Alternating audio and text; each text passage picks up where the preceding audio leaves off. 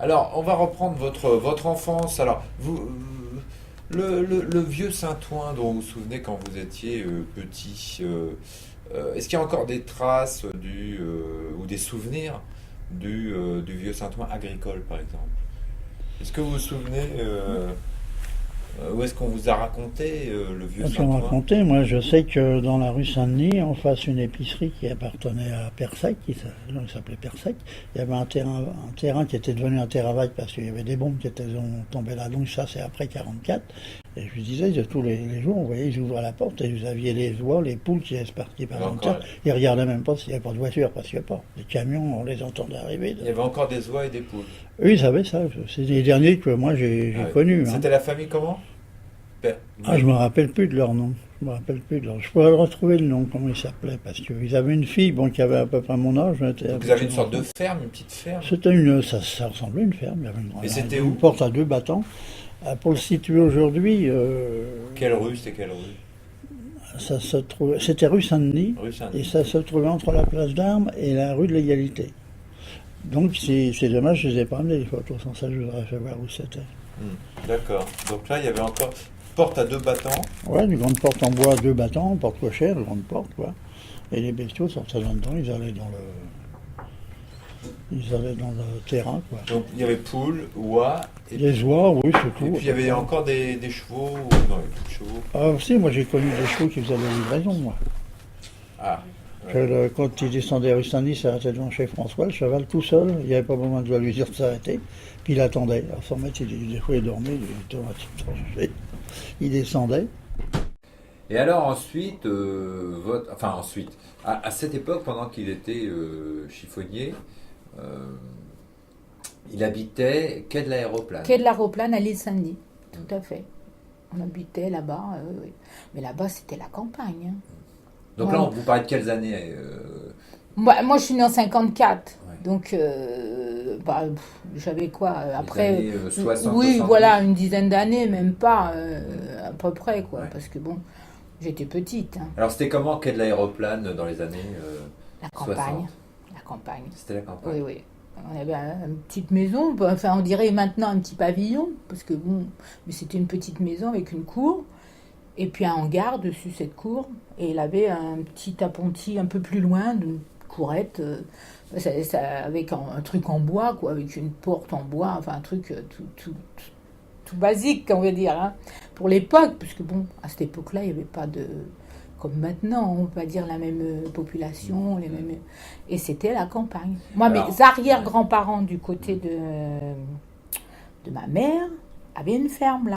alors cette île Saint-Denis dans les années après la guerre là, donc c'était encore, il y avait beaucoup de maisons, c'était très habité, c'était Non, comment? c'était pas très habité. Non, non, c'était pas très habité. C'était la campagne, en fait. C'était la campagne, des champs, oui, Il y c'était avait la des campagne. fermes encore? Oui, bien sûr, avec des vaches. Ah, il y avait encore des Ah vaches. oui, bien sûr. Un petit peu plus loin de notre maison, il y avait une ferme. Et c'était la ferme de qui? Je me souviens plus les gens, mais il y avait la ferme. Ça, je saurais, maman elle me dirait, je pourrais vous dire les noms des personnes, mais il y avait une ferme. Il y avait des vaches, je m'en souviens de ça, très bien. Très très bien. Donc si vous vous en souvenez, c'est qu'il y avait des vaches dans les années 60 Ah encore. oui, à peu près, oui, à peu près, oui. Oui, oui. Ah oui, c'est ça. Et vous alliez chercher du lait Mhm. Oui, oui, on allait à la ferme. avec le bidon? Alors peut-être qu'on peut, à propos de jeux d'enfants, commenter des photos où l'on voit des... Ben, sur la fameuse zone. Sur la fameuse zone, donc, qui était vraiment le terrain vague. On voit un terrain rempli d'herbe. Ah oui, c'était vraiment le terrain vague. Votre frère, Ça, c'est mon frère aîné, oui. Mon Qui- frère aîné. qui est donc qui est à genoux À dans l'herbe. genoux, oui. Ouais. Et donc c'est à peu près à quel niveau alors? Alors ça, ben, pour dire, nous, on a la rue Baudin qui nous fait le dos. Et là, ce qu'on voit dans le fond, c'est certainement le boulevard Ney. Donc sur la droite, on peut situer la porte de Clignancourt sur la droite. Et sur la gauche, c'est la porte des Poissonniers. Voilà. Et derrière nous, donc, la rue Baudin. Ceci dit, entre l'espace où se situe mon frère et la rue Baudin, il existait, bon, sur une distance de 30 mètres, les gitans.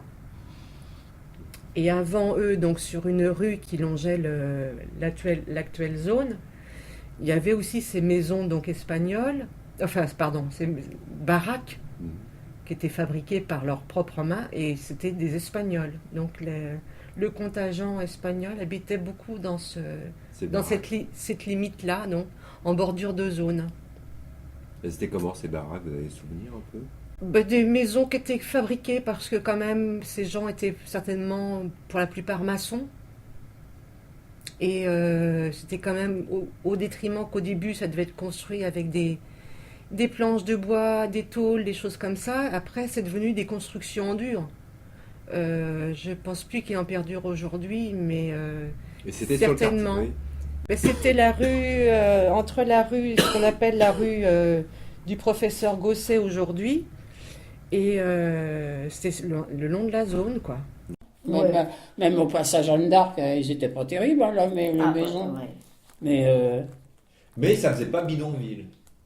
ah non, Non. non, Non, c'est Ça vrai. faisait non, parce que maisons en moi je bois. sais que Les baraques. qu'il y en a un qui moi ça m'a beaucoup mis en colère parce qu'il a dit que mes parents ils habitaient dans une bidonville, dans un bidonville. Oh, oui. J'ai dit non, mes parents n'ont jamais habité dans un bidonville. Pareil. Hein. Les baraques, oui, d'accord. Voilà. Moi, je vous assure, moi, je renie pas d'avoir été, mais je le dis, moi, j'ai été élevée dans la zone. Moi, ça me gêne pas. Mais que dire que c'était bidonville, non.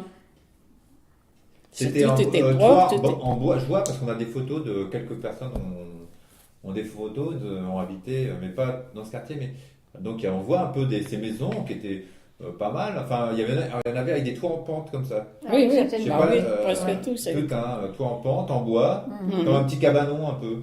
Ouais, voilà. Ouais, c'est ça. Ils avaient Voilà. des cabanons, c'est vrai.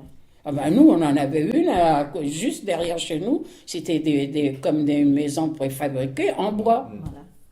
Pareil, ils avaient une entrée, les chambres, nous on n'avait pas d'entrée, hein, on avait Ouais. mais tout était propre et tout. Alors, donc vos parents réussissent à avoir un appartement rue Amilcar Cipriani, Voilà. donc en 60. En 60, oui, dès qu'il a été mis à disposition des gens. Ils ont eu de la chance quand même. Ah oui. Mm. Enfin, de la chance, oui et non, un petit peu forcé, parce que ce fameux médecin, au dire de ma mère, avait quand même écrit partout, hein, au maire de Saint-Ouen, au préfet, au président de la République. Il avait même écrit au général de Gaulle en disant que c'était inadmissible, qu'il ne rendrait jamais un enfant pour vivre dans des conditions dans lesquelles... Le médecin du sanatorium de hier. dans la Seine-et-Oise, ouais. Donc c'est peut-être aussi grâce à lui. Peut-être aussi, mais bon, il faut dire que mes parents avaient fait quand même aussi une demande d'appartement. Bon, peut-être que ça a aidé Il quand faut même. dire que vous étiez quand même prioritaire, vu la situation. Ouais, mais je crois qu'on n'était pas les seuls. Hein. Vous savez, à l'époque, il y avait des familles qui étaient comme nous, hein, qui étaient mal logées, même peut-être plus défavorisées que nous. Hein. Parce que après, moi, j'ai connu des gens qui m'ont raconté qu'ils étaient à 6 ou 7 dans une pièce. Hein. C'était commun à l'époque. Donc peut-être que nous, en fin de compte, on n'était pas si défavorisés que ça. Alors il était comment l'appartement rue Amilcar Cipriani? Il y avait combien de pièces? Alors c'était un F4. Il y avait 3 chambres. Il y avait une salle à manger, il y avait cuisine, salle de bain, un séchoir et au bout du couloir des chambres, un cagibi. Et il y avait même une cave. Donc pour l'époque, c'était pas si mal que ça. Il était à quel étage? Au premier étage. Et donc, il faisait une surface de combien à peu près, environ? C'était un grand appartement Bah oui, quand même, je pense que c'est... Je sais pas, si je crois qu'il y a des F5. Je sais pas s'il y a des F5, rue Amilcar Cipriani. Bon, ça devait faire 60 mètres carrés. Hein. On pourra trouver en regardant la taille des F4. Oui, je sais qu'on avait vu que rue du Moutier, par exemple, c'était des petits... C'est des petits appartements dans l'ensemble. Mais les pièces étaient petites, vous m'avez dit tout à l'heure. La salle à manger était petite, la salle à manger, oui, ça représentait à peu près ça. Les cuisines étaient petites aussi. Et il y avait une grande chambre et 2 chambres plus petites. Mais il y avait une très grande chambre, puisque nous, dans la grande chambre, on dormait, les 3 filles dormaient dans la même chambre. Et alors vous, votre impression, vous, parce que quand vous arrivez ici, vous avez déjà connu pas mal d'appartements, de types d'appartements. Vous Ah connaissez- oui, un tout petit appartement à Villeneuve, un plus grand à Villeneuve, oui, oui. Et alors vos impressions quand vous arrivez dans ce bâtiment qui n'est pas un bâtiment anodin non plus, puisqu'il est C'est sûr. conçu par un architecte. Alors, est-ce que ça se joue déjà? Est-ce que vous avez vous avez l'impression, Chemetov, ça vous dit quelque chose? Pas du tout. Ah, pas du tout, je ne connaissais Non, pas je connaissais Chemetov. pas. Voilà. J'avais jamais entendu son nom. Alors, la première impression, elle n'est pas de l'extérieur. Elle n'est pas favorable parce qu'on voit un bloc de béton comme ça, on appelle le bunker. Moi, je rentrais dans le bunker. C'est le blockhouse, quoi. Et puis, évidemment, quand on est entré... Alors, d'abord, il a fallu prendre nos repères dans l'immeuble parce que, Oui. maintenant que vous l'avez visité, les gens se perdent très facilement.